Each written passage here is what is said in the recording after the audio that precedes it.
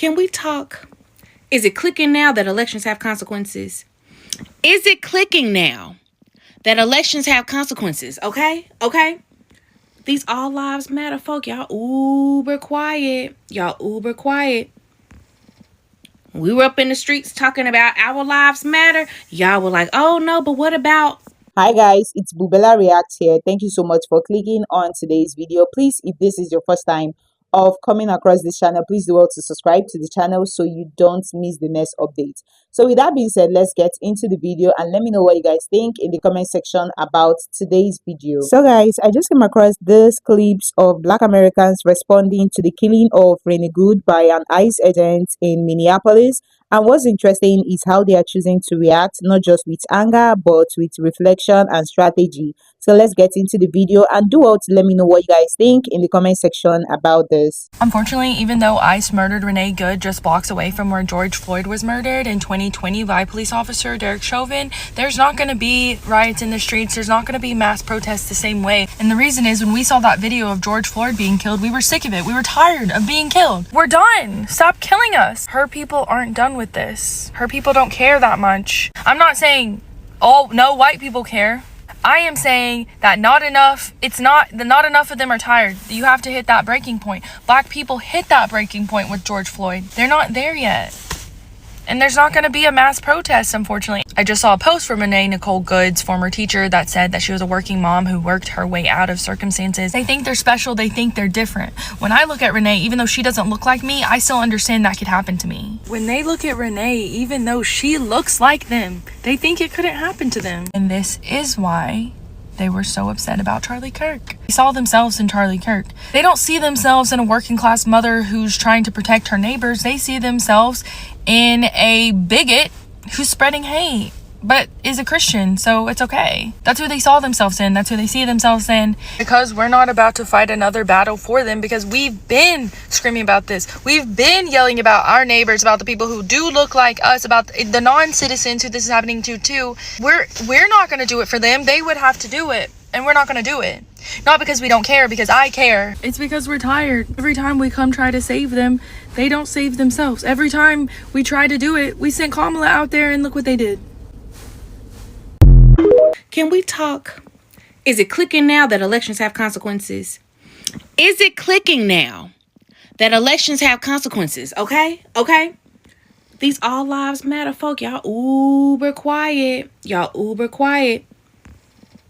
We were up in the streets talking about our lives matter. Y'all were like, oh no, but what about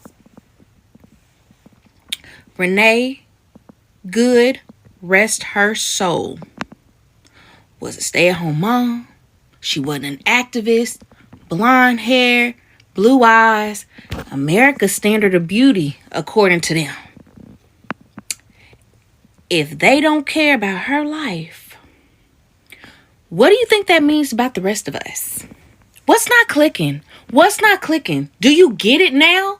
These people are literally trying to explain away what we have all seen with our own two eyes. To somebody, like, for once, it ain't one of us, right? But to one of my mutuals, this looked like a test run. This looked like they just trying to see what they can get away with. Like, you need to keep talking about this. You need to keep raising the alarm. But Black Americans, the descendants of the enslaved, we are still resting. We are still doing our part in our community because we try to tell folks left and right who would listen. We told them about Project 2025. We told them about the Biden-Harris accomplishments. Every single good thing that we have had under the Biden-Harris administration is either getting stripped away or is getting sane washed into this administration's project that they want to highlight as theirs or pass off as their own. You understand me? If you do not vote like your life depends on it in November, you have not been paying attention. Black Americans, the descendants of the enslaved, have never really been free, have never really had equity, whether we're talking about diversity, equity, inclusion, whether we're talking about civil rights, voting rights. We were never, ever the first people to get the rights. It was always white women. And y'all go and y'all vote for this kind of harm. And then when the harm comes to you, y'all quiet. It is not lost on me how many white women are not up in the streets, are not loud, are not like sounding the alarm. Not enough of y'all are mad. Not enough of y'all are in the street. Not enough of y'all are sounding the alarm. So stop asking Black Americans, the descendants of the enslaved, where we are. We are where we have been, resting, minding our business, making sure that our kids have somewhere to go since Head Start is crumbling. We're trying to make sure that our kids are fed. Because let's be clear, this is a friendly reminder. Black Americans are still the highest group of unemployment in the United States. I won't ever let y'all forget that. But yet we are still finding a way to make it as we have always done. We have tried to tell people what would happen if they elected that entity and his regime took over the White House. And yet, y'all didn't believe it. Now we all in the same boat and some of y'all don't know how to paddle. And y'all mad at us because we're not teaching y'all how to paddle because we never ever were taught. We had to just learn as we went. Because historically speaking, that's all we know how to do is just figure it out. I hate to tell y'all, now y'all got to figure it out too. Now, to Black Americans, the descendants of the enslaved, we still got work to do because we have some riffraff in our community that we need to nip in the bud because we don't have time. We don't have time. But everybody else, do not engage. The people voted for this. They voted for it when they thought the harm was not coming to them. But we too mixed up. And you cannot want my house to catch on fire with your house right next door and thinking your house ain't gonna catch a flame or two. But alas, Black Americans, stay moisturized and well rested.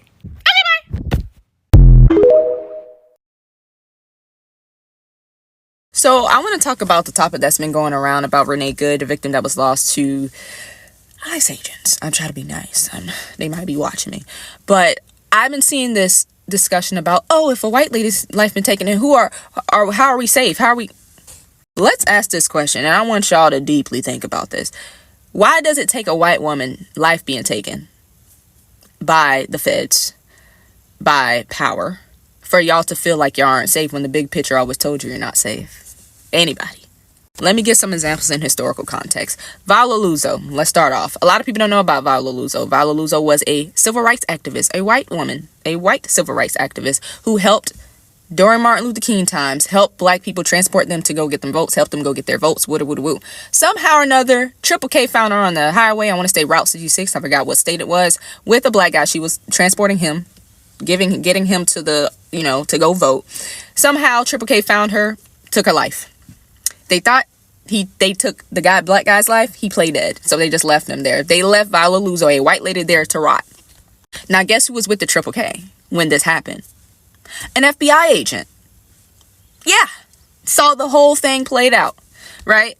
Viola Luzo's family, white husband, white children, all had to literally flee for their lives because their town was coming for them. Because Viola Luzo had a heart, had a soul, and seen everybody as equal because she wanted to help people.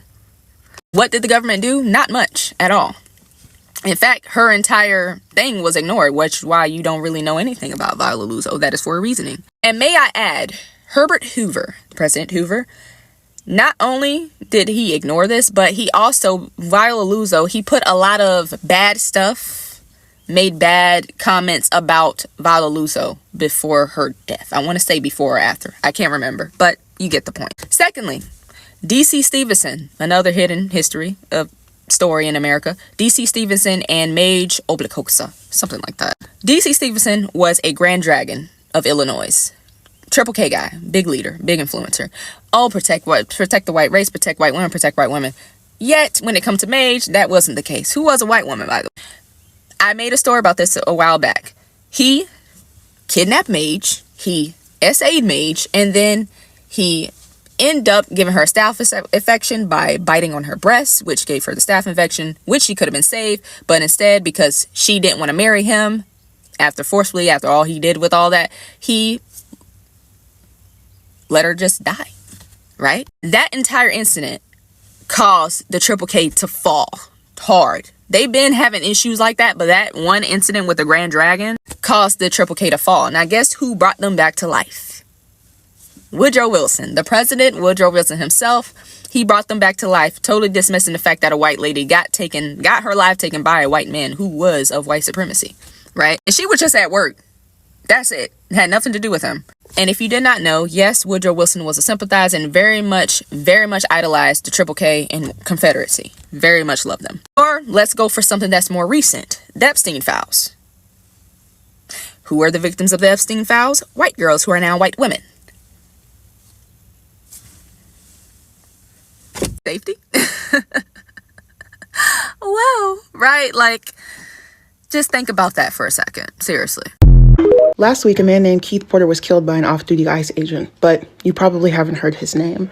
And while part of that may be because of the ICE agent being off-duty rather than on-duty with a large crowd, we also know the biggest reason why this exists. Keith Porter is a black man, and black men, black women that get killed by agents, officers, don't get the same amount of national attention. Many people online have been very angry at me and other black people for saying not to use the phrase "say her name" when it comes to Renee Good, and this is part of the reason. It has taken 7 days for the average person, and not even the average person, but for people online to find out about Keith Porter, while most people across the country know who Renee Good is within 24 hours. Within 24 hours, people have started marching for her. They have been sharing the stories of her families. They have been talking about her, sharing posts of her, memorializing her, making sure that she is known. Meanwhile, Keith Porter's family, they've been struggling to get into the news cycle. They've been struggling to have any conversation. And the same defense that ICE agents are using to justify killing Good is the same defense that they're using for justifying killing Porter. They say that he had a weapon and that he pointed it at them first, despite the fact that nobody on the scene concurred that, aside from the officer who shot him. These are the conversations that we need to be having. It's not divisive to ask you to use language that matters. It's not offensive to ask you to consider how you're speaking about an issue, because part of the reason why fascism is happening now in the United States is because certain groups of people have never had to care this much. We've been under attack as black folks for a very long time. Indigenous folks understand. Many Latinos understand. There are many groups that understand that we have been under attack for a long time, but there are many folks that have just woken up, even in the last week, that are screaming, saying that we're being divisive. But what's more divisive? Refusing to acknowledge the work of someone that came before you, of people that have been here, people that have consistently voted in favor of not having things like this happen, or people who just showed up to the fight? Who is in charge of the language? Ask yourself that, and before you get angrier at somebody for asking you not to use a phrase than you do for the fact that that phrase has to exist in the first place, take a seat and breathe, because your privilege is showing. Excuse the venue change. It's raining outside, the hubby is asleep upstairs, and the kid has taken over the living room. So I came to my Zumba studio, which is the only place in the house where I can get some privacy. And it's almost time for me to start my class anyway, so here we are. But I wanted to do this video because I have some more thoughts on this Renee Nicole Good situation. White people now have their George Floyd moment, ironically enough, originating from the same city and state. In my view, a George Floyd moment follows a string of atrocities. George Floyd was not the first person to be brutalized or even unalived by cops, and Renee Nicole Good wasn't either. 32 people have perished in the custody of the frozen rejects. In 2025, 14 times the frozen rejects have fired their weapon onto residents. 4 of those times they unalived someone. But Renee Nicole Good hits different, doesn't it? The same way that George Floyd hit different with the black community, who had seen a string of unalivings of black and brown people before George Floyd. Those unalivings, just like the unalivings that have been done by the frozen rejects, were not any less important than George Floyd or Renee Nicole Good. But they were the breaking point of the population that says enough is enough, after tensions had built for months and years, witnessing the same things over and over again. And that unaliving, the unaliving of George Floyd, the unaliving of Renee Nicole Good, those unalivings witnessed in public, caught on tape, where law enforcement is obviously in the wrong, with an overwhelming amount of footage to prove their wrongdoing. It hits differently. This is the moment that citizens realized one of two things. One, that it can literally happen to anybody. George Floyd didn't wake up that morning and think that his end was going to come that way. Renee Nicole Good did not wake up that morning and think that her end was going to come the way that it did. Both of them at the hands of people who claim to be keeping American streets safe. People start to realize, looking at those situations, that it could very well be them or someone that they know. And then they start to realize something else, that things will not change unless there is a demand for that change.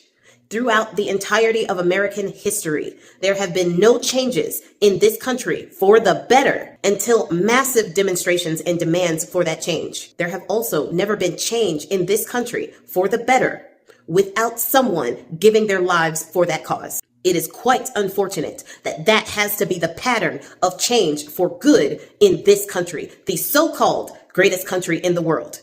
In both of these cases, the government was quick to demonize the victims. With George Floyd, because of the image that they have put in people's mind about Black men, that job was easy. It was easy for them to justify his unaliving, despite the videos, despite him being a father. But with Renee Nicole Good, it's a little bit harder to demonize a white woman in America. Not this way. So the efforts of the likes of Bone Spurs, the couch-friendly VP, and the puppy Grim Reaper are falling on deaf ears when they try to call her a domestic terrorist and to try to say that she tried to use her car to harm that frozen reject. They are not able to do with her what they have been doing with the Black community this entire time. For decades and decades, they have been using these tactics to try to demonize the Black community. So when they take our lives, the lives of our husbands, the lives of our sons, the lives of our daughters and our mothers and our fathers, they seem justified because they have already demonized all of us as being criminal and less than human. It is an experience that we tried to tell everyone about in 2020 with the George Floyd protests, and it is an experience that we tried to warn people about in 2024. They are trying to use that exact same playbook here because they know that they were in the wrong, but they got the wrong demographic. And now people are starting to understand what Black people have been trying to tell them for so long. People are now understanding that yes, it can happen to you. No, you are not safe in this regime. But now we're not talking about police precincts, not talking about individual officers. Now we're talking about the White House. We're talking about the FBI and the DOJ, the people who are supposed to be on the right side of history, the people who are supposed to actually care about these things. They are now the ones causing the problems. And they have become so emboldened that they do not care to demonize a 37-year-old writer and mother of 3, and by her own words, shitty guitar enthusiast, to make their base believe that that unaliving was justified. They do not care who you are, because if you're not with them, you are against them. And this regime does not care what it has to do. The FBI is already obstructing justice in this case, as they have taken over sole control of this investigation and has said that they will not be doing a joint investigation with the Minnesota law enforcement, and have told the Minnesota Bureau of Criminal Apprehensions that they will not be allowed to get the evidence that they are looking for in order to do their own investigation. They are stonewalling and blocking that evidence from the crime scene. And the puppy Grim Reaper is trying to say that the state of Minnesota has no jurisdiction in this case, which is not at all true. If this case ever goes to trial, it will be a state prosecuted case. So the state needs to do an investigation. The state needs to put together the grand jury. It needs to be the Minnesota grand jury that actually does an investigation and moves to indict the frozen reject, which we do have his name now. Jonathan Ross is that frozen reject's name. Supposedly, he is an experienced officer. Well, we can probably guess what kind of officer he was and why he's no longer doing that job. But that's speculation only.